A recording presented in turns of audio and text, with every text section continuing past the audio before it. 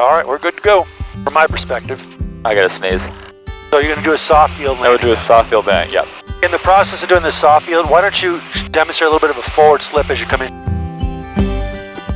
We're on the left tank. Mags are set to both. Primers in and locked. Mixture full rich. Everything's on. Flaps set for takeoff in the trim. You said a short field takeoff? Soft field. Soft field. Soft field is the reason why we want to do it. Let's imagine there's a grass runway out in front of us that it's a soft field, right? It could be a little bit mushy. We don't want that nose gear to be continuously slamming into the ground. So we want to put in 2 notches of flaps, which is 20 degrees.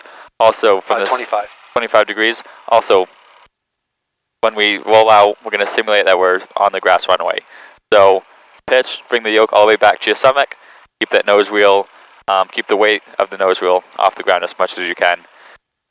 As you come around the turn, keep it rolling. Don't come to a stop. Add full power. As you accelerate down the runway, you can take a little bit of pressure off of the nose. Once you rotate, you want to push the nose over into ground effect. Keep it there until we hit 63 knots. Climb out at 63 knots till we're clear of the obstacle, usually say 50 feet. And then you would pitch the nose down, 1 notch of flaps, pitch up. Once again, pitch down, flaps, pitch up, climb out VY. You ready? All set. All right. Final and base is clear. Runway is clear. All right, so I'm going to touch power.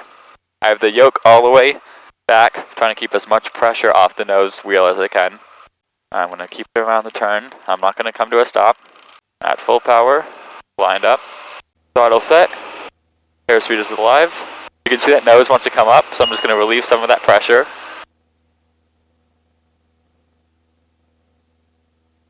There it is. I'm going to push it over into ground effect. 63, climb out.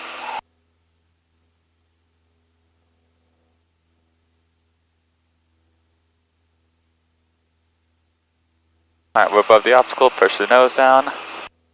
Let our airspeed rise. I'm going to take out the first notch of flaps.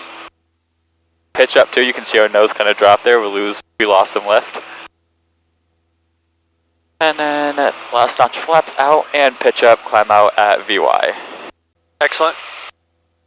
So you're going to do a soft field landing? I would do a soft field landing, yep. Alright, clear left. In the process of doing the soft field, why don't you demonstrate a little bit of a forward slip as you come in? So maybe keep yourself high when you turn final. Because as you know, with the soft field, you do not have to hit a particular spot. That is correct.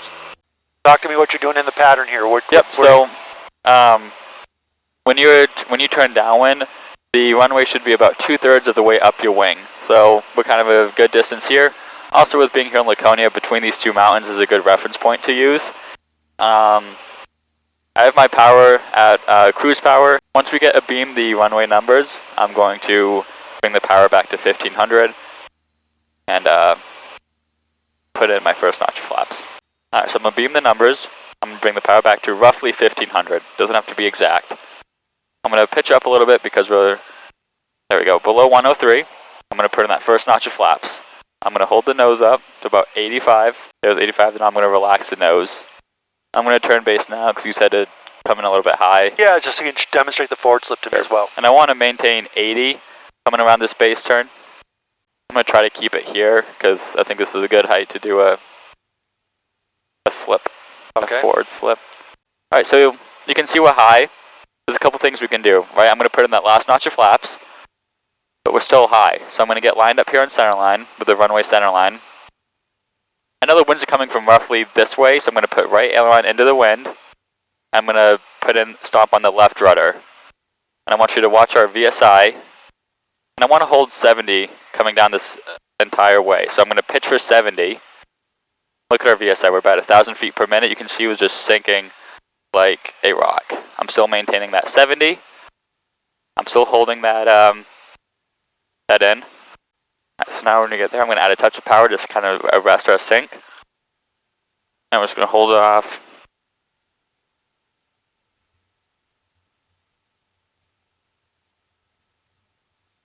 Letting it roll and you're protecting the nose. I'm keeping the... All right, let's go ahead and stop here. So we have 3,000 feet of runway. That'll give us twice as much as what we need for a normal takeoff. Very good.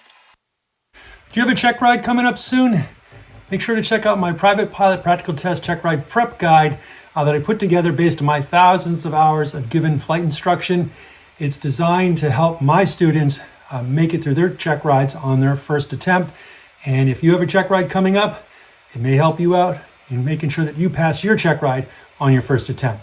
So I'll leave a link in the description below, and if you have any interest, check it out. I'm here with my student Andrew today. We're doing some maneuvers as we get prepared for a CFI check ride. We're wearing our Flying Eye sunglasses today. These glasses are absolutely awesome. Really thin, 1 millimeter thick on the temples. They slide in and out very easy, very flexible. They're non-polarized, so you can see our screens very easily on our GPS unit and our G5 sitting here. Extremely lightweight. You don't even feel like you're wearing them after 2 hours. So I recommend you might take a look at getting one of these. I'll leave a link in my description below for a 10% discount code on buying these if you're interested.